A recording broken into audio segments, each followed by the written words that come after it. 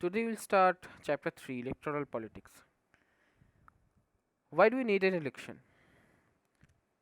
Elections take place regularly in any democracy.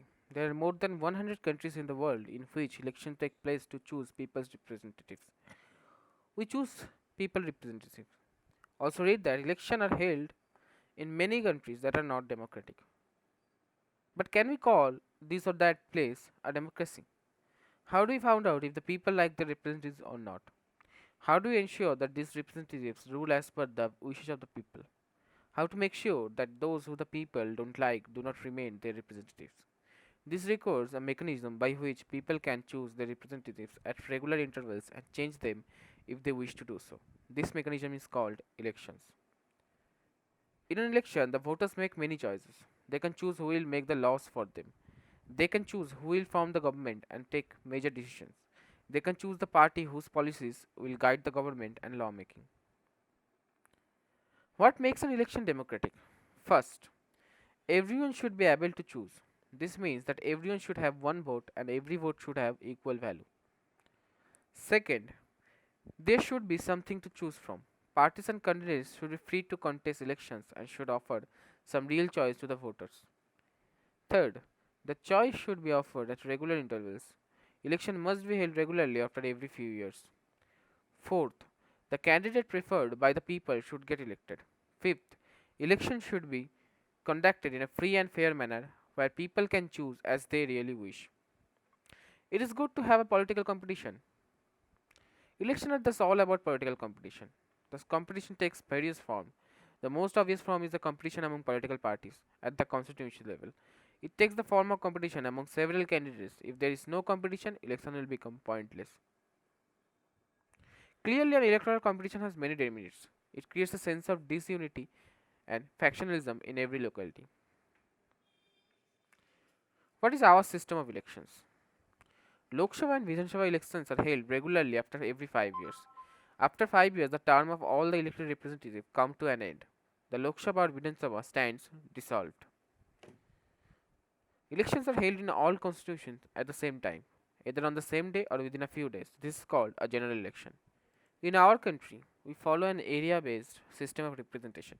The country is divided into different areas for purpose of elections.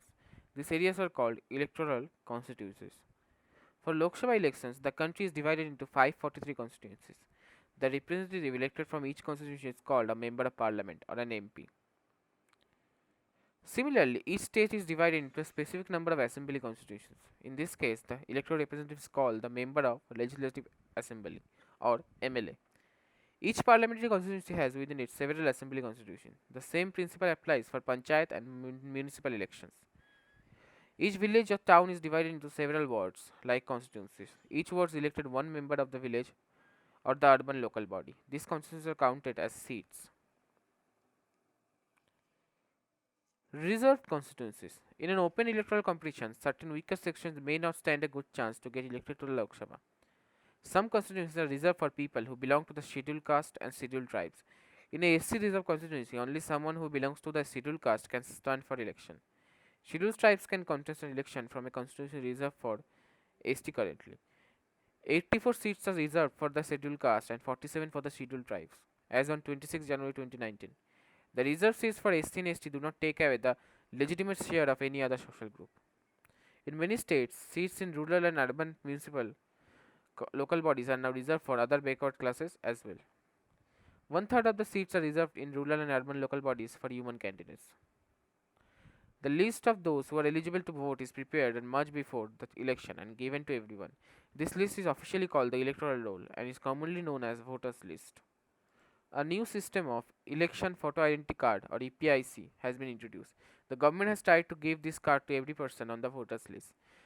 But the card is not yet compulsory for voting. For voting, the voters can show many other proofs of identity like the ration card or the driving license. In order to be a candidate, the minimum age is 25, while it is only 18 years for being a voter. Party nomination is often called party ticket. Every person who wishes to contest an election has to fill a nomination form and give some money as security deposit. Recently, a new system of declaration has been introduced on direction from Supreme Court. Every candidate has to make a legal declaration giving full details of serious criminal cases pending against the candidate, details of the assets and liabilities of the candidate and his or her family, educational qualification of the candidate. Why there is no educational qualification for holding such an important position when some kind of educational qualification is needed for any other job in country? Educational qualifications are not relevant to all kind of jobs. The relevant qualification for selection to the Indian cricket team, for example, is not to attend by educational degrees, but the ability to play cricket well.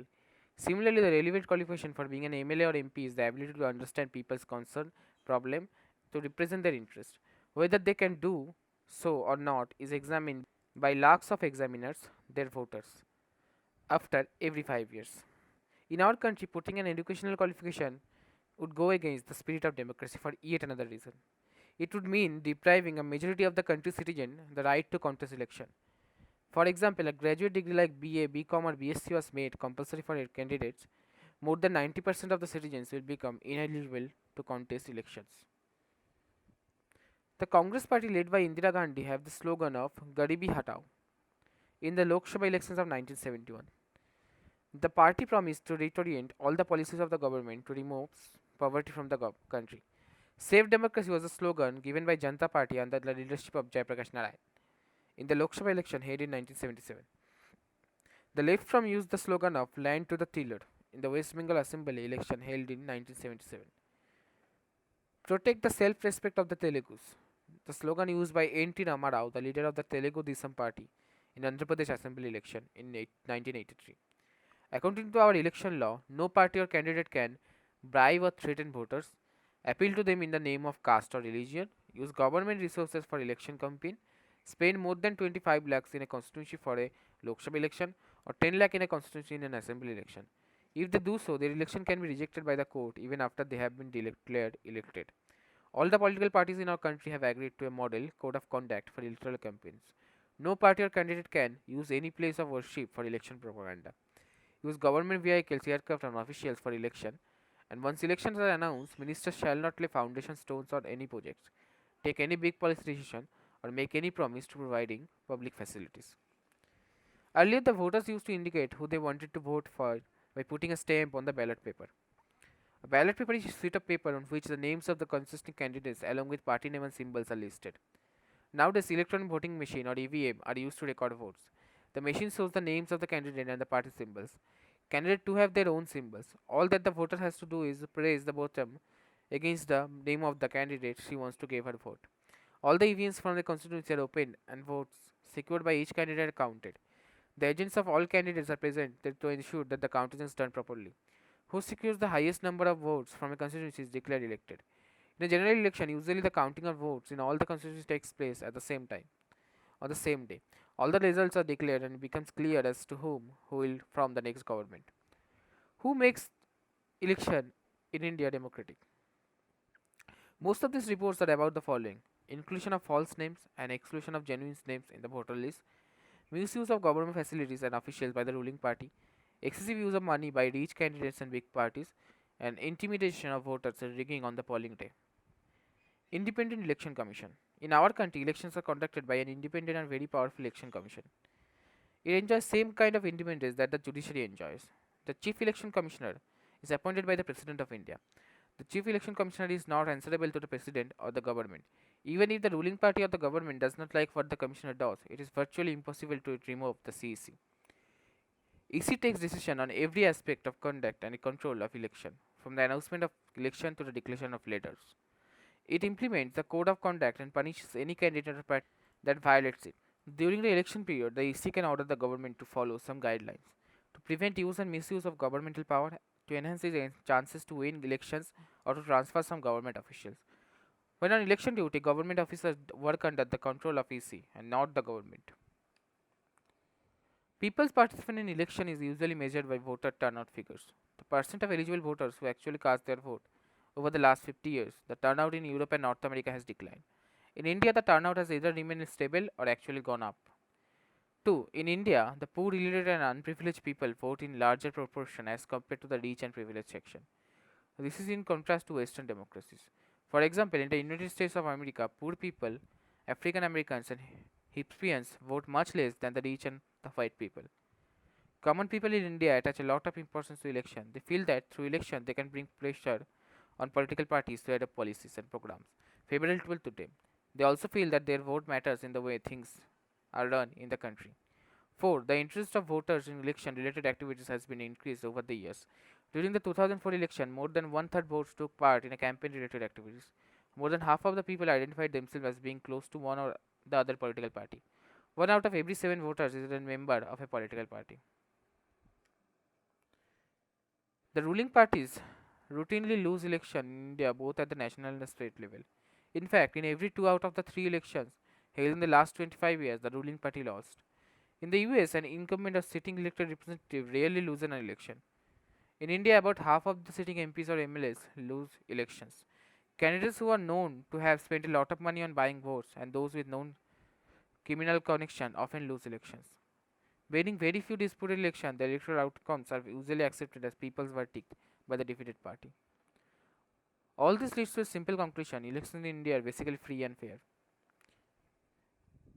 Is election really level playing field for everyone? Candidates and parties with a lot of money may not be sure of their victory, but they do enjoy a big and unfair advantage over smaller parties and independents. In some parts of the country, candidates with criminal connection have been able to push others out of the electoral race and secure a ticket from major parties. Some families tend to dominate political parties. Tickets are distributed to relatives from these families. Very often, elections are the lethal choice to ordinary citizens. For both, the major parties are quite similar to each other, both in policy and practice. Smaller practice and independent candidates suffer a huge disadvantage compared to bigger parties. Code of conduct: a set of norms and guidelines to be followed by the political parties contesting candidates during election time.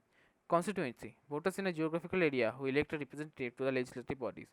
Incumbent: the current holder of a political office. Usually, the choice for the voter in election is between the incumbent party or candidate and those who oppose them. Level playing field: condition in which all parties and candidates contesting in election have equal opportunities to appeal for votes and to carry out election campaign. Rigging: fraud and malpractice indulged by a party or candidate to increase his votes. It includes stuffing ballot boxes by a few person, using the votes of others, recording multiple votes by the same person, and bribing or coercing polling officers to favor a candidate. Turnout: the percentage of eligible voters who cast their votes in an election.